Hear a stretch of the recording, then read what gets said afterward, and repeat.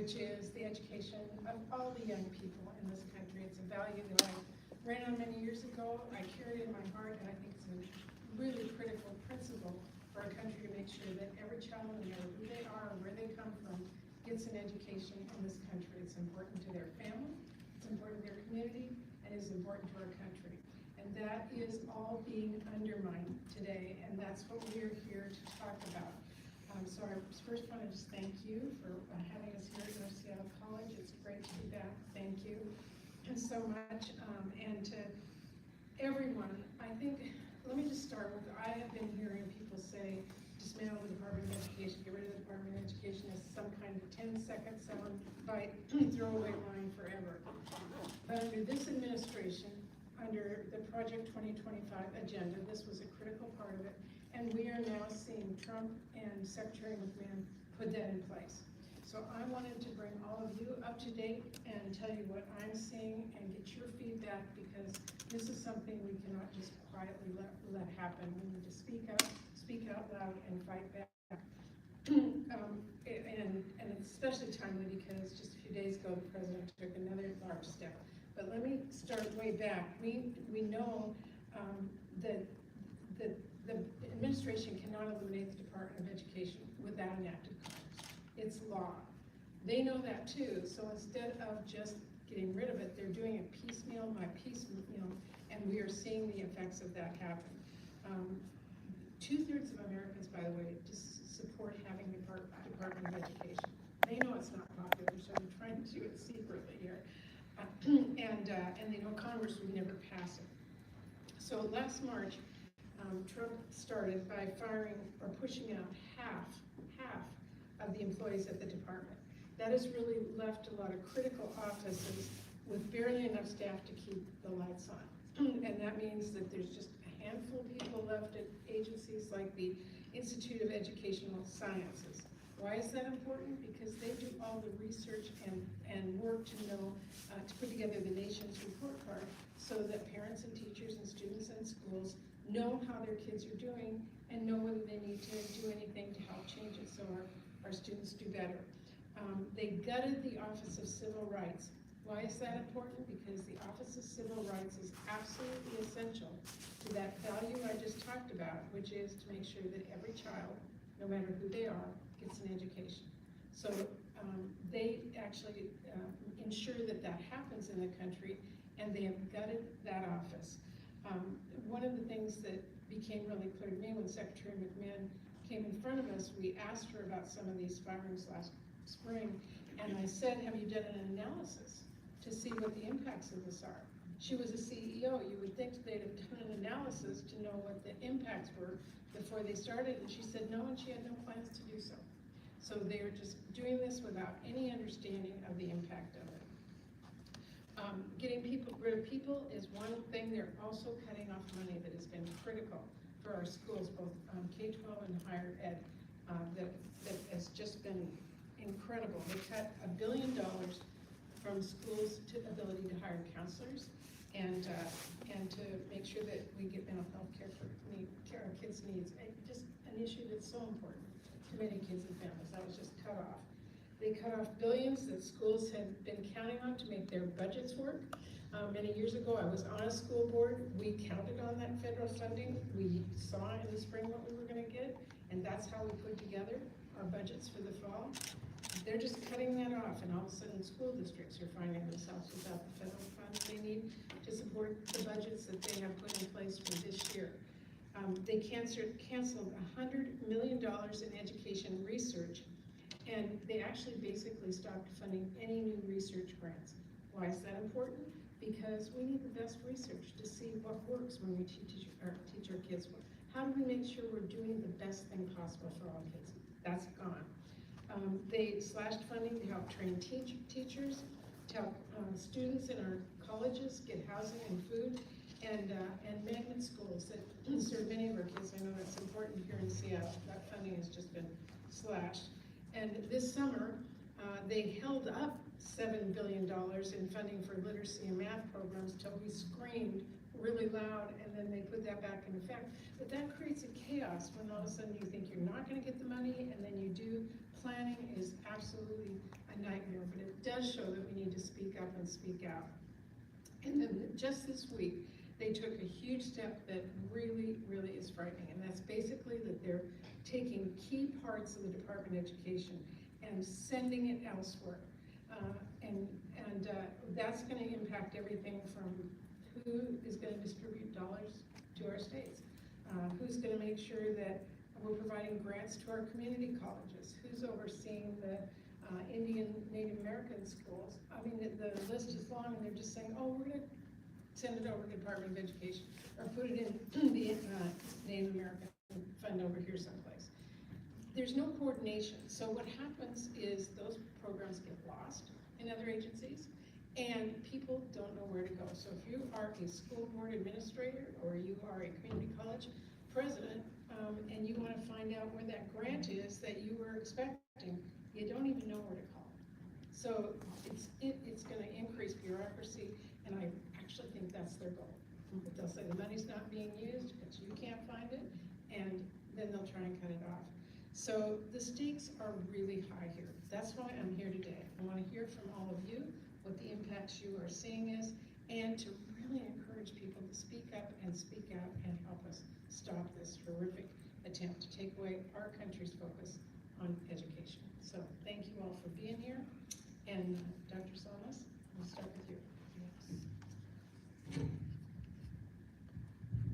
Thank you, Senator Murray, for bringing us together to address what is truly at stake for our students and family. At North Seattle College, we take pride as an open access institution where we serve students who often have to balance work, family, and school. These are veterans returning to civilian lives. These are parents pursuing better jobs, first-generation college students, and individuals who face many barriers, including impacts of poverty in everyday lives. So at North Seattle College, we know our students rely heavily on basic needs support and federal programs, whether that's Pell Grant, Child Care Assistance, SNAP, Medicaid, and other basic needs support to stay in school and complete their education. These are their lifeline. And so when these programs face disruption from unexpected federal policy changes, implementation delays, and even grant terminations, the impact is immediate and deeply personal. So these are students who may have to choose to drop courses because they can no longer afford their tuition, or our student parents who all of a sudden lose their childcare support and have to choose between work and school. The dream of economic mobility will be put on pause, and sometimes permanently. So let me share some statistics here at North Seattle College. And by the way, we do want to just thank Governor Ferguson. This week is actually Post-Secondary Basic Needs Awareness Week, which is really a recognition of what our students need in order for them to succeed. So at North Seattle College, 38% of our students receive grants or scholarship, including need-based aid, and 14% of them receive Pell Grants, averaging about $3,800 annually. Hundreds of student parents depend on our on-campus childcare and of course other childcare capacity every quarter to remain enrolled.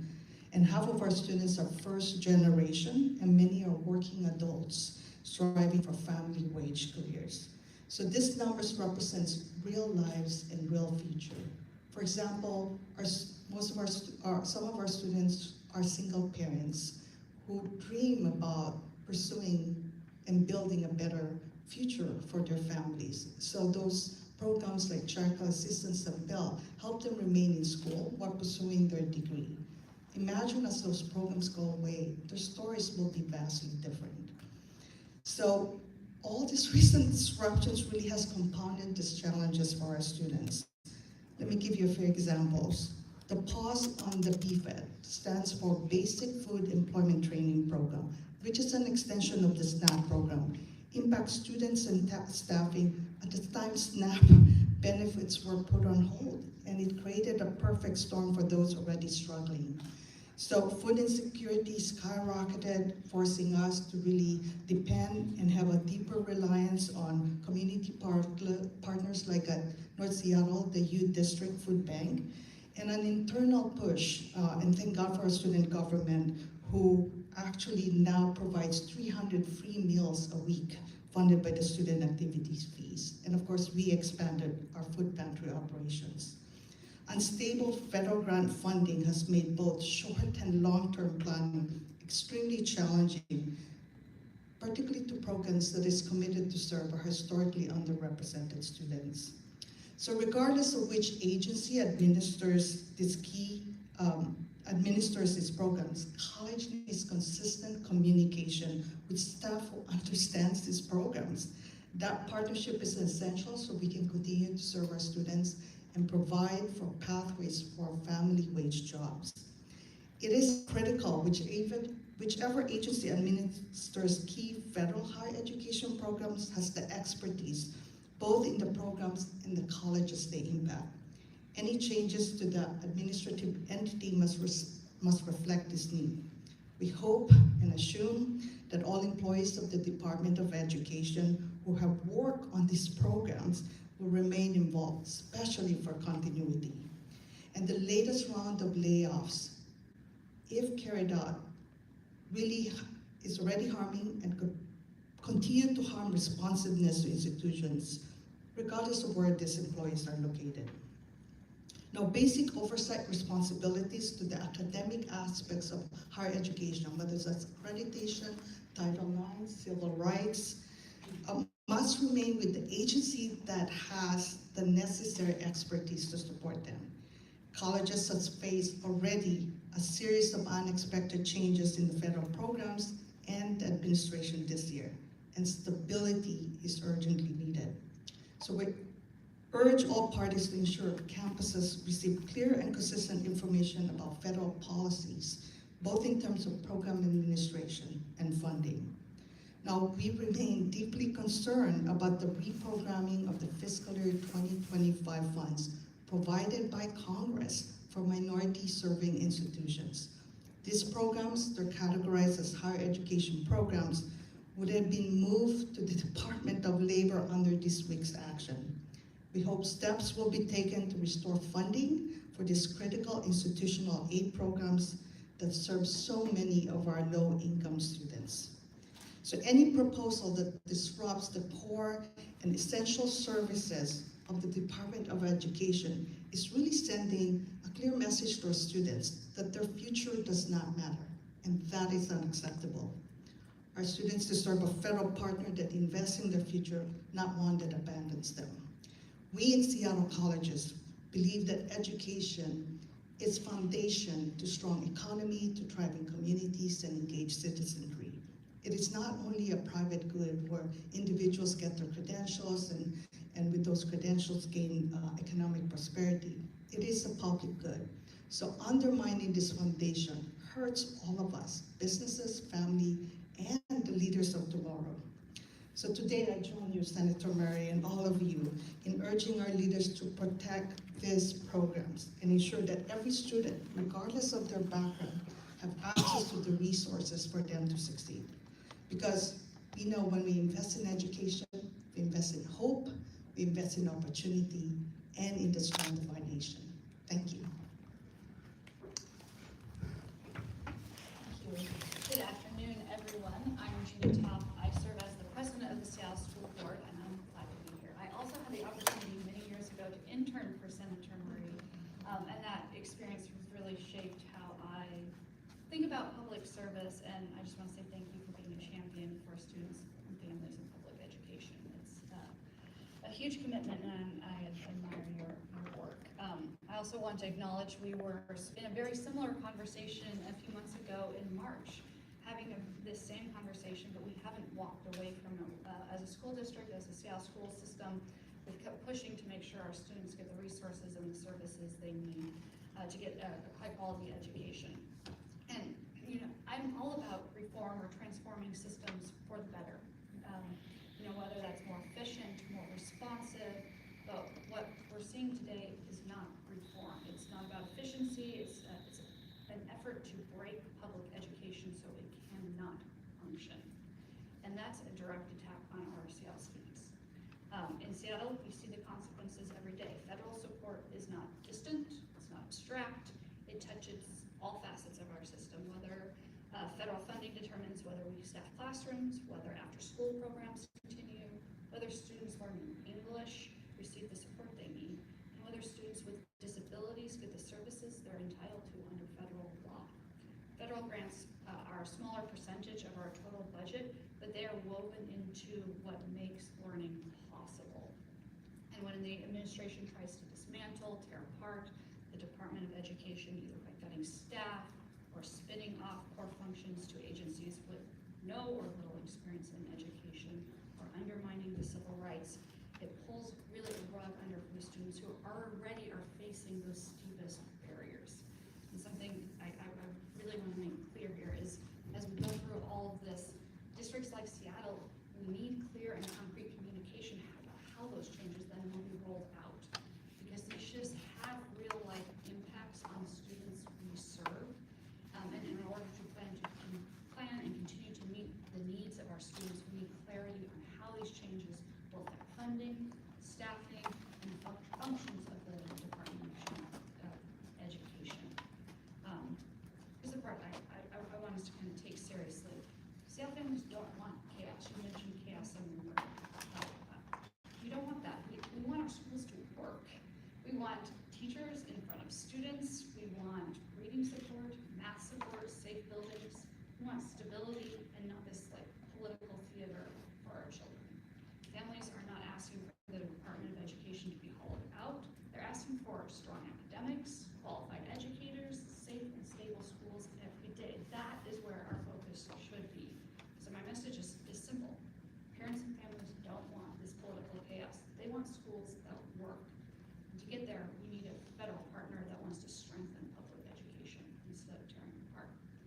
Because without a functioning Department of Education, our Title I funding is at risk, special education support is at risk, civil protections are at risk, technical assistance and oversight disappear, and the highest need students are the ones who are going to lose the most.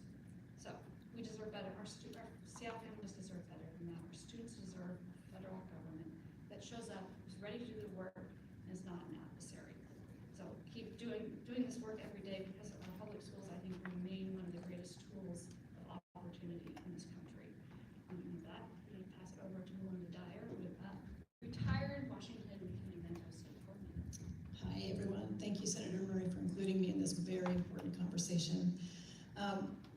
One of the points that I really want to make is that because of the program that I worked in for 30 years is directly tied to U.S. Department of Education, I can speak to the efficiency, the kindness, the dedication, the effectiveness of the staff that work at Department of Education, and what an insult it is to those hardworking individuals that this effort to dismantle Department of Ed has been happening. To my knowledge, Department of Labor doesn't have a lot of connection to the education of homeless children and youth, and that is the program that I worked in for many, many years. And so, just to give you a little bit of background, the Education of Homeless Children and Youth program, or the McKinney-Vento program, is the only federal program that is dedicated to providing access to school for students who are experiencing homelessness. In our country, we have roughly 1.4 million students that are enrolled in schools that are living in unstable housing. And that's a very broad definition, and sometimes we think about kids that might be living in poverty, or they may be in a campground, or those kinds of situations. Remember that we have natural disasters in our country. We have families that lose their housing at any given moment. One medical event, one forest fire can put a family into a situation where they need those supports that are offered through the McKinney-Vento program. I can tell you that the Department of Ed, the folks that I've worked with there for many, many years, have been incredibly responsive, and they work closely with the state coordinators that support this program. We can call them, we can email them, sometimes we text them, they give us quick, accurate information so that state coordinators, and then in turn, local school districts, can support the needs of students that are in very vulnerable situations to make sure they're identified, that they're immediately enrolled, that they are provided the services that they're entitled to, including transportation, free meals, all Title I services. So that's just a little bit of background. There are supports in place to assist these students. And this effort to dismantle Department of Ed really puts these kids in a vulnerable situation where they may be forgotten. It's easy to forget about kids that may not have a voice, that may not be very visible. And so I'm happy to be here today to speak for them. I can tell you that, like I said, my communication and work with Department of Ed has consistently been supported. They've been great. I don't know what will happen to those folks. It hurts my heart to think of people I've worked with for 30 years losing their jobs. So the work at the state with this program includes grant funding, which is incredibly important. In our state, we receive roughly $2 million to support the needs of students in homeless situations, and the need far outstrips the resource. This year, when we did a competition for McKinney-Vento grant funding, we had 84 school districts that applied. That's more than twice the number of districts that typically apply for this funding. Districts need the money, they want to support the kids, they want to be able to pay their local school district liaisons. And these kinds of services and supports are in jeopardy. Without direct support from Department of Ed, our vulnerable children and families will be harmed because the oversight of programs will be shifted to agencies that are unfamiliar with federal protections of the McKinney-Vento Act. Students that fail to graduate are more likely to become homeless as adults. Educational stability allows the next generation to break the cycle of homelessness, and we know that this program works. We've seen increased graduation rates, we've seen improved outcomes for students that receive the services under the McKinney-Vento Act. And I'd also like to say that it's very nuanced. This is not the kind of program that you can plug into a different agency that is not familiar with the work and have a quick answer for every topic and situation that may come up. Every student has a name, a situation, and they're all different. And we need expertise from folks that currently are at Department of Ed to address those questions, to provide good guidance, technical assistance, and support the needs of the state coordinators that do this work every day. And then the state coordinators in turn work with every single school district in the state to make sure that the law is implemented with fidelity. In our state, we have, I think I mentioned, over 45,000 children and youth in our state in Washington that have been identified as being homeless. That's a lot of kids. So clearly the need is there. And this does not account for very young children who are not enrolled in school yet. Department of Ed also aligns their work with other programs that may now be in an agency or an entity that's not even working closely with them. Special ed, foster care, 21st century learning centers, all the different programs, they work closely together at Department of Ed. And so this breaking up and dismantling is very troubling. So I think I've probably covered what I needed to, but I just really, I've worked in this program for a long time, and I've worked directly with kids. I've had them call my office. When they can't find anybody else, they contact the state of Washington, which you have to go through some steps before you actually call that office. And so there's a lot of need, there's a lot of good work that has been done that is in jeopardy. And so with that, I just want to thank you for the opportunity to highlight some of the needs and the good work that Department of Ed has been doing, and we hope that that doesn't go away.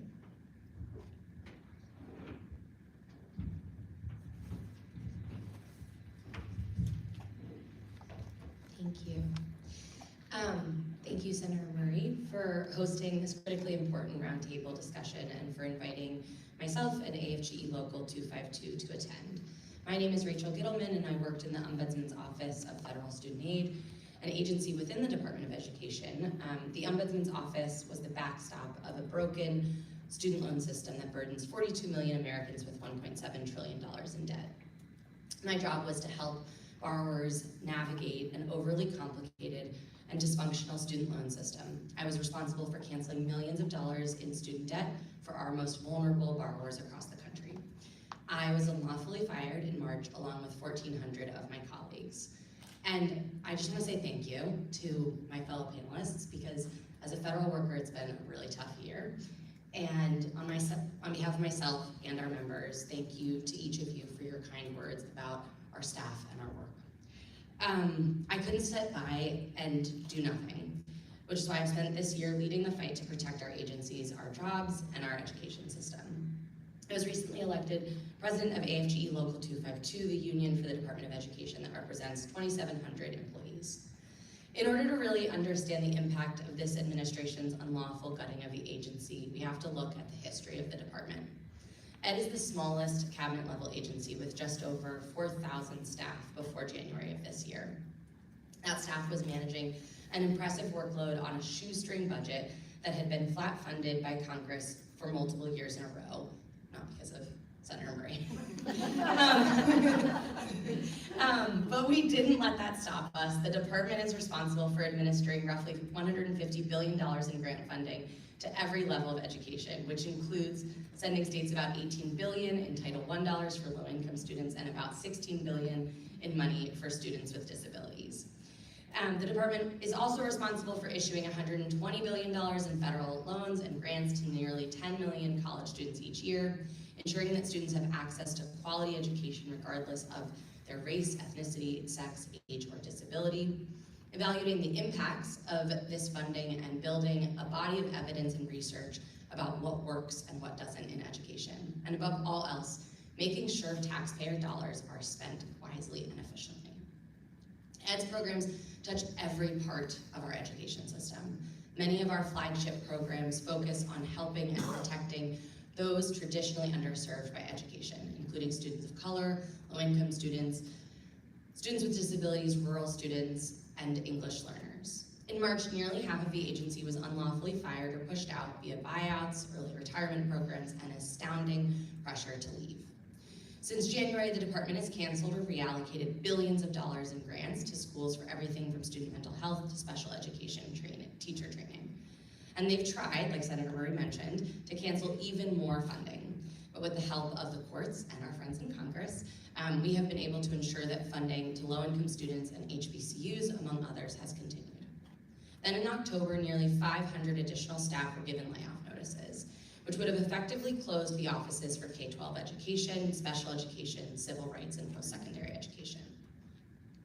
These firings were paused by the courts and then rescinded by Congress, but earlier this week the department announced 6 interagency agreements that would ostensibly shutter most of these offices at ED by moving all K-12 and post-secondary programs to the Department of Labor, among other significant moves. Now you might ask what skills and expertise and knowledge the Department of Labor has that would lead to the success of these programs. No shame to the Department of Labor, I'm a big fan. Not all government funding is alike, and the systems and standards used by ED and Labor are fundamentally different. Plus, they've already fumbled implementing career and technical programs that were moved to Labor earlier this year. The Secretary claims these agreements are a way to remove bureaucracy from education, but instead these changes just swap a highly efficient system for a chaotic and underfunded one that will hurt children, families, and communities.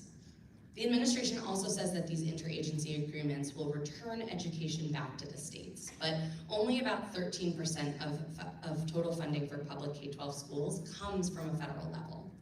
These talking points are clearly just a smokescreen for their actual goal, closing the Department of Education. Behind every dollar slashed and office relocated is a story of a real student who is not being served right now and a Department of Education employee who is trying to serve them.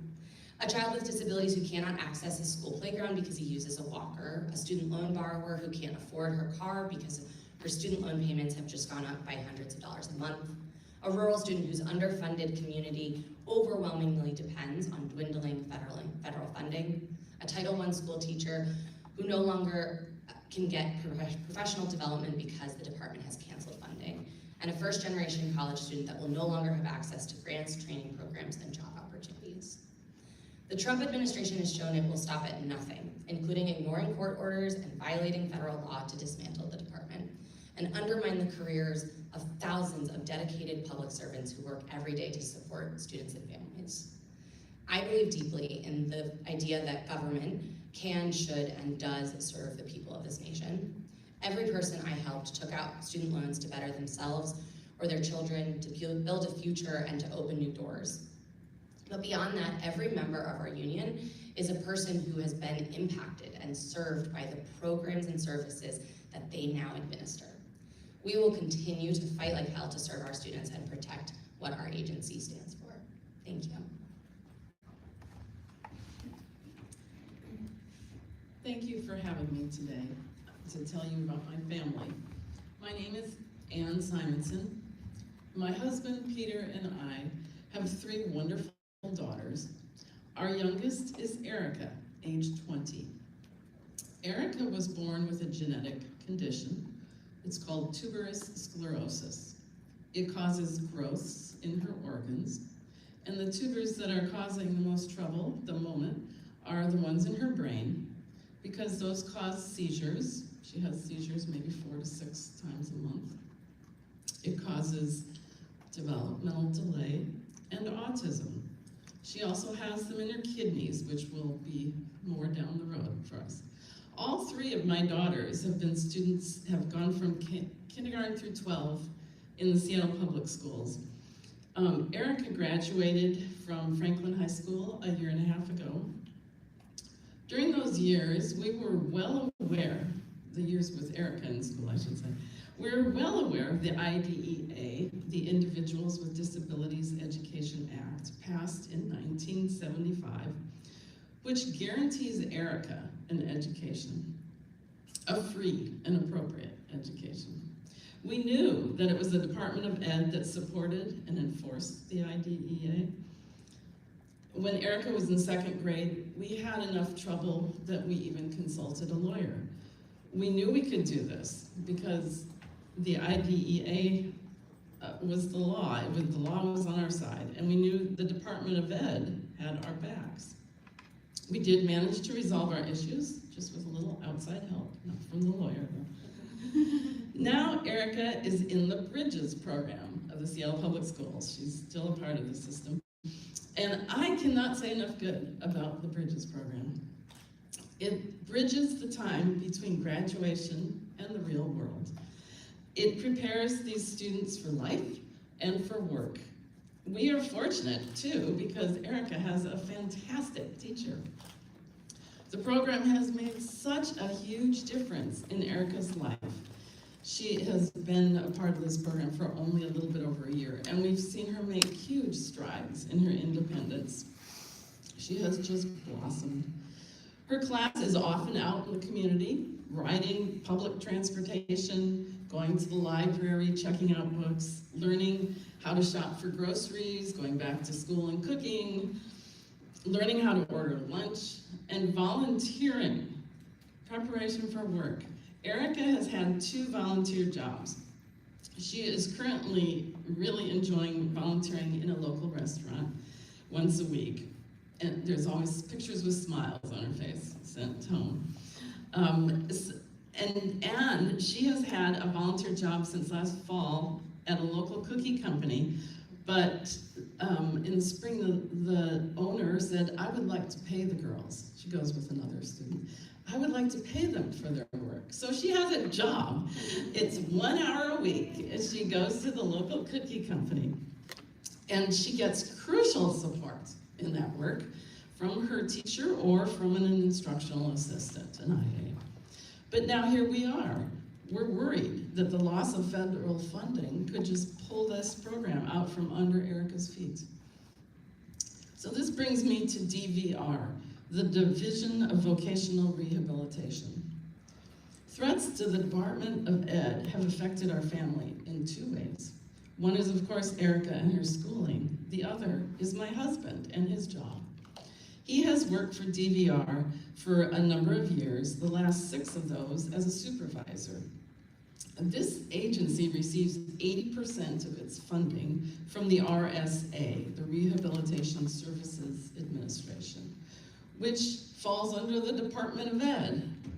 The RSA, maybe it's already been moved into a different, okay. But there is a fear that these cuts, there are cuts already, and there's a fear that it will affect the agency and their ability to do their work. My husband's decision to retire has removed our fear for his job, but our concern for his staff continues, and our concern for Erica. Where will Erica turn for help when she leaves the Bridges program? To DVR. The School to Work program, managed and funded by DVR, King County Disabilities, and DDA, helps students like Erica. It's mostly federal funding for this program. DVR also helps an enormous portion of our society find jobs, people with disabilities, of course, like Erica, but also people who've had accidents that have caused disabilities, like a traumatic brain injury or something else, people struggling with mental health issues. All of these people turn to DVR, who helps them find work appropriate for them at this time in their lives. The impact of cuts is starting to show. Washington State DVR is already facing cuts and already making some difficult decisions. It would be a huge loss if this agency couldn't function from a lack of funds, and it would have a huge impact on our family. The threat to the Department of Ed is a threat to people. What has happened to us as a nation if we can rip programs for people like Erica out from under her? What has happened to us as a people? Where is our humanity? Where is our care for those less fortunate than us? Thank you. Thank you to all of you for your incredible statements and helping us all understand what is at stake here. I really want to thank each and every one of you. I want to turn it over to answer any questions, but I just want to say this. I've been involved in education for a long time as a school board, state legislator, U.S. senator, and always been willing to listen and work with people on reform to make sure that we're doing the right thing for our kids. But there's a difference between reform and sabotage. And right now we are seeing sabotage. And I just say, not on my watch. So we're gonna have to stand up and speak out and be loud and fight back, and we need a lot of people with us. So with that, turn it over to any of you. Questions? For questions, we'll go first to Claire with the Advice Council. Hi, good afternoon. I wanted to ask, is this a 6 interagency agreements that the administration announced this week? Is that a done deal? And Senator Murray, is there anything you can do in your position to stop that from happening, or? Like everything in this administration, they make a big announcement. They don't work with all of us. There's no transparency. They just behind the scenes are doing it. So that's one of the reasons that I'm here today and speaking out both here and in Washington, D.C. to have everybody speak up and say, we don't want this. The one thing we have learned this year is when the public speaks up and is loud about it, they do back off. And that's my goal. Someone across the team have any questions? Sure. Yes. Hi, I'm Sam Morales. I'm with the Cascadia Advocate. We're glad to have you here today. Obviously, we cover other areas across the country, but could you tell us a little bit how your fellow senators and representatives are reacting to this news? How are they communicating with you?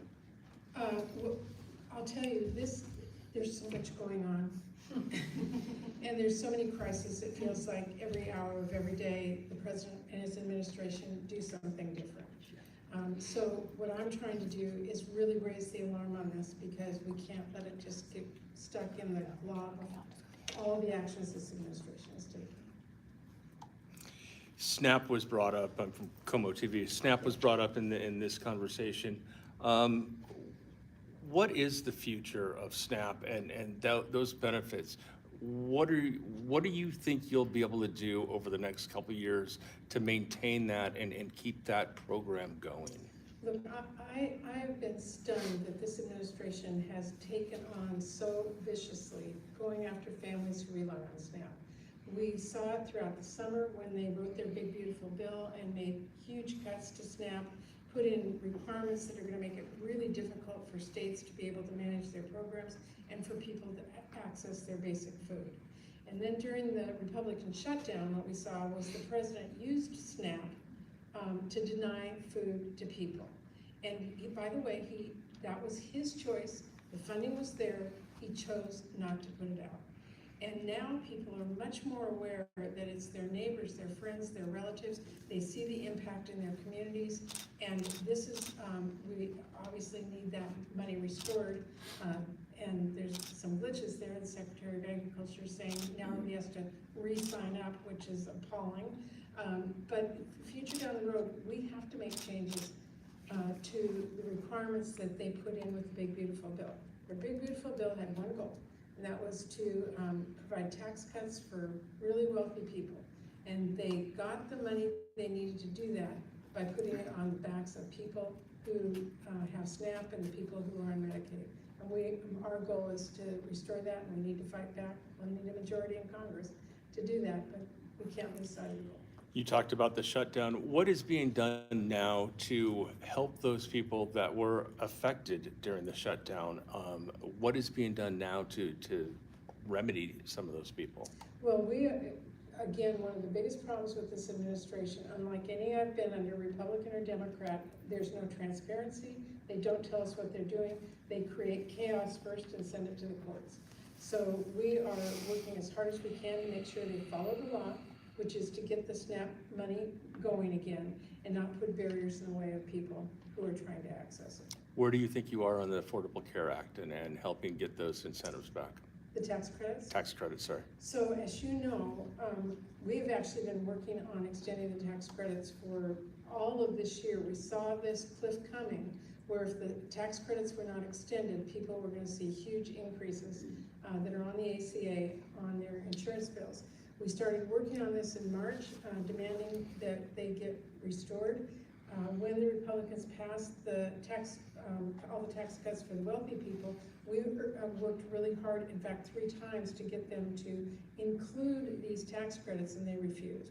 So as we all have seen now, it came up to January, and we said, to end of September, and we said, this is our demand. If you need Democratic votes to move forward, and our demand is that we extend these tax credits. And we saw for 6 solid weeks, they sent the House home, they weren't even there. Republican senators wouldn't move at all, they voted against it, and the president refused to even talk with us about it. So now we're here, and people are signing up for those plans, and like one woman told me a few weeks ago, she currently is paying $800 a month, her bill's going up to $2,300 a month, and she's not gonna have health insurance. So we are still trying to get a proposal in front of Congress to pass. We're meeting a lot of resistance, but we are still trying to get that vote up. We hope to have it in the next few weeks. If that doesn't happen, we have a lot of people who are going to lose their health insurance. Speaking about the Department of Education, is there any way to put the brakes on what's happened and turn the wheel back? Well, we have a Secretary of Education and a President right now who are determined to eliminate the Department of Education. The only curb to that is congressional action. And so we have to do that through our appropriation spending bills, and we have to do it through the loud voices of Democrats and Republicans in Congress. The only way people know to let their members of Congress know they don't want these actions is for us to be speaking out about it, because most people are really busy in their own lives. They don't realize this is happening until it's too late. When Seattle Public Schools all of a sudden doesn't have Title I funding and they're losing teachers, or whether somebody is trying to pay their loan back and they get caught up in a bureaucracy and can't find somebody to call, or our students who are experiencing homelessness on our community colleges, campuses, won't get just a little bit of support they need. So we're trying to sound the alarm bell and fight back. Are the Republicans listening? Are you seeing the ice break a little bit there? Not yet, but that's why I'm being loud. Last call for any questions? I do have one more, Sure. Senator Murray. I wonder if you touched on this a little bit, but like you said, people are busy in their lives. They may not quite grasp or have time to delve into the fact that, the Department of Education is shifting over responsibility for all these grant programs to another federal agency.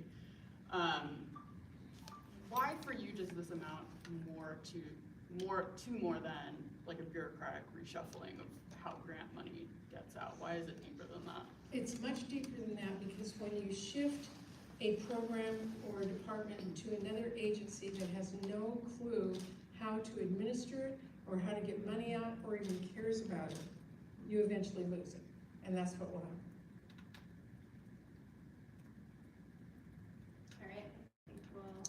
Thank you, everyone, really appreciate it. Thank you to all of our panelists, really appreciate it. We'll do a brief photo right here. Stop the live stream. If y'all can help me move the You're good, you tables, got room. great. Move back.